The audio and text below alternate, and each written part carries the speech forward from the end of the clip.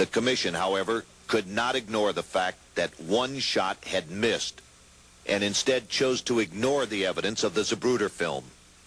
In an attempt to maintain their single bullet theory, the commission claimed that Governor Connally had simply suffered a delayed reaction to his wounds. Dr. Robert Shaw was the attending surgeon at Parkland Hospital who operated on the governor. I would disagree because I don't think that there would be a delayed action to a wound that was as massive as the wound he received of his chest. And I'm also influenced by what Nellie Connally said. She said that her husband was struck and reared up like a wounded animal before she heard the bullet. I mean, heard the shot that had been fired. So this would indicate that his reaction was almost immediate.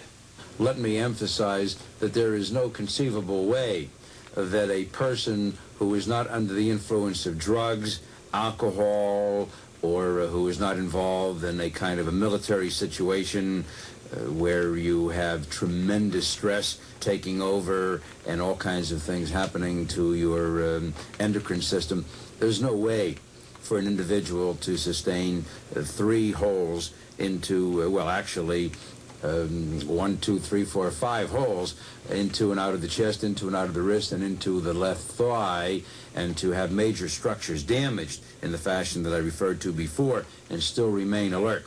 There simply is no way that his face could appear so tranquil as is demonstrated in 230 with not the slightest suggestion of any kind of pain, nothing that has been evoked by all of these bullet wounds, and there's no way that that right wrist could have continued to clutch the large Texas Stetson hat after the nerve had been severed.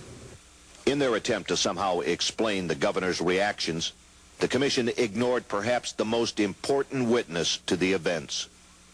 But unquestionably, when the first shot was fired, I recognized it as a shot.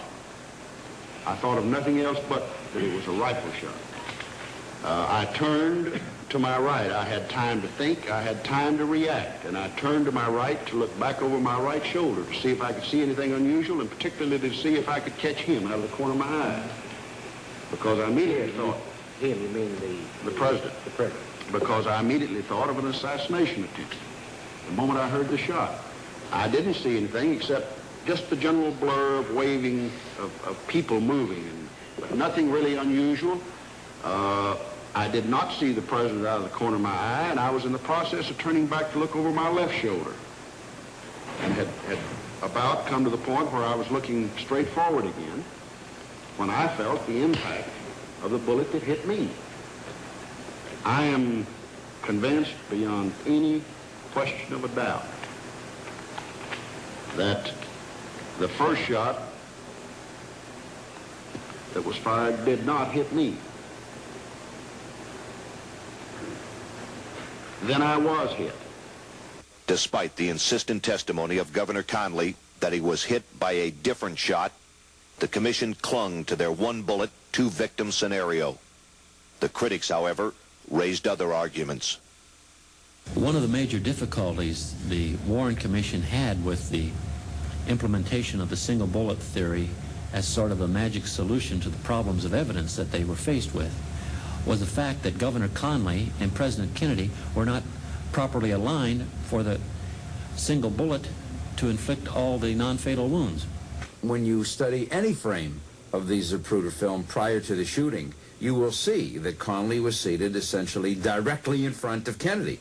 There is simply no way for a bullet to have emerged from the midline of Kennedy's neck anteriorly, moving downward and to the left to get over to Governor Connally's right posterior axillary area, which means just behind the right armpit. You know, if they could guide missiles like that bullet would have had they been guided, it would be considered to be one of the wonders of the world today. Do you have any idea how many different directions it had to go to? It never had the same angle. It never had the same direction. It is an absolute impossibility. Here again, when you say to these people, as I have on numerous occasions, orally in testimony, in my articles, as a member of the Forensic Pathology Panel of the House Select Committee on Assassinations, to my colleagues, how do you account for this? they just look at you and say, well, you don't really know what their positions were. They also say that doesn't the Stemmons Freeway sign block our view of them, and we don't know what happened. But then they ignore that which they know, but which they must set aside, and that is that the period of time that elapses behind the Stemmons Freeway sign is 0.9 seconds, or 9/10 of 1 second. So in other words, what they would have you believe is that in less than 1 second, Connally, by some kind of prearranged, meditated move, went to his left, got shot, and came back to his right, and once again resumed the position directly in front of the president. It's nonsense. It is worse than being disingenuous. It is worse than trying simply to bend over, to be fair-minded and objective. It is, on the part of the investigators who know better, a blatant lie designed to mislead. At the center of this trajectory problem was the conclusion that a bullet had traveled through the president's neck, exiting in the front of his throat. The commission stated that this finding was reached during the autopsy performed on the president's body at the Bethesda Naval Hospital on the night of the assassination. The results of the autopsy were crucial to the single bullet theory. For there to be even the possibility that both men were hit by the same shot, the bullet which hit the president in the back must have exited from the front of his throat, allowing it to then hit Governor Connally. This autopsy finding, however, was challenged on several key points. Many critics argued that while the commission said the bullet had exited from the front of the throat, the doctors who operated on the president in Dallas disagreed.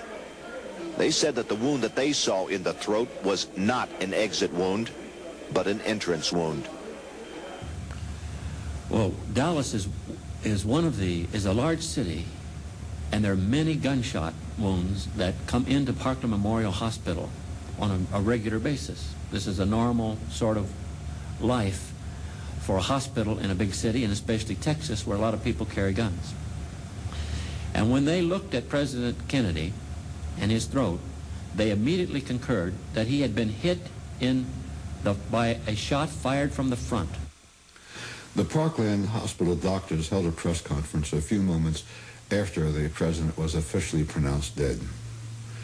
At 2 points, Dr. Malcolm Perry said that when in response to questions he was asked, he said specifically that the wound in the front of the president's neck was a wound of entrance. And each time his superior, Dr. Champ Clark, confirmed what Dr. Perry said. Now, the simplest way and the easiest way to make a pretty definitive determination is the size of the bullet hole. It almost invariably is true that on entering, the bullet makes the smaller hole. It makes a much larger hole in exiting. The size of the hole measured by Dr. Perry at the hospital was 3 by 5 millimeters. That's quite small. That's actually smaller than the size of the bullet, the diameter of the bullet itself.